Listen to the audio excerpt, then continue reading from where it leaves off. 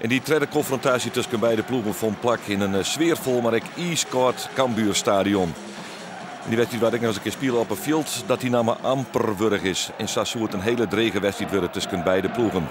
Hier is de paas op Adnan Tigadouini. De man in vorm bij Cambuur, maar deze bal die leppelt die naast goal van Kevin Bezois.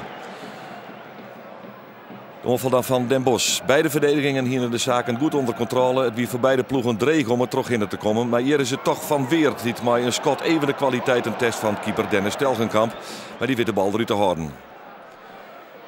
Dit is Martijn van der Laan. Maar een van de mooiste acties van de wedstrijd. Hij krijgt de bal een beetje gelukkig mee. Zet dan de onval op met Erik Bakker. Prima in je combinatie. En daar is Van der Laan alleen nog van de keeper. En dit hier hem eens wezen had aan die 1-0 voor Cambuur. De centrale verdediger van de Jouters die hier misschien wel wat meer tijd nemen kunnen voor deze actie.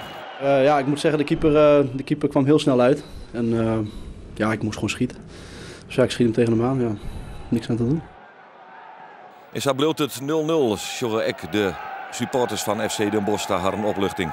Het wie dreig om er combinerend terug in te komen van beide kanten. Dus beschik het Oebele Skokker het hier maar eens maar een afstandsschot. Een goed schot, zoals de nieuwe trainer Dwight Lodewegers. Maar het waard pakt terug Kevin Bezois, de keeper van de Brabanders. Je brengt Van der Laan de bal onbedoeld bij Jeffrey Vlug. Maar het schot van de middenvelder van Den Bosch treft geen doel. En zo hier in beide ploegen het dreig om terug de verdediging in te komen. Je weer de paas op Tigadouini. Driegje en dan schieten. En die bal die schiet correct door. En zo winnen het wat lietse kansen aan beide kanten. Maar doelpunten, dat weer wel duidelijk, die zoenen heel duur worden.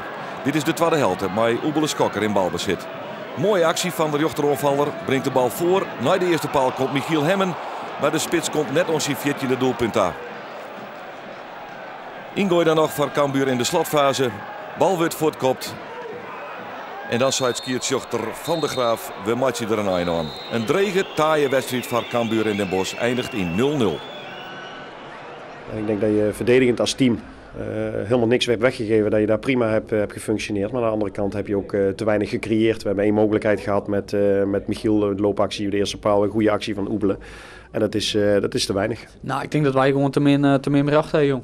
En dat denk ik. Hun stonden op zich prima georganiseerd en heel fier wederom. Alleen nog ja, wat wij de laatste wedstrijd wel konden en dat konden we jong dus net.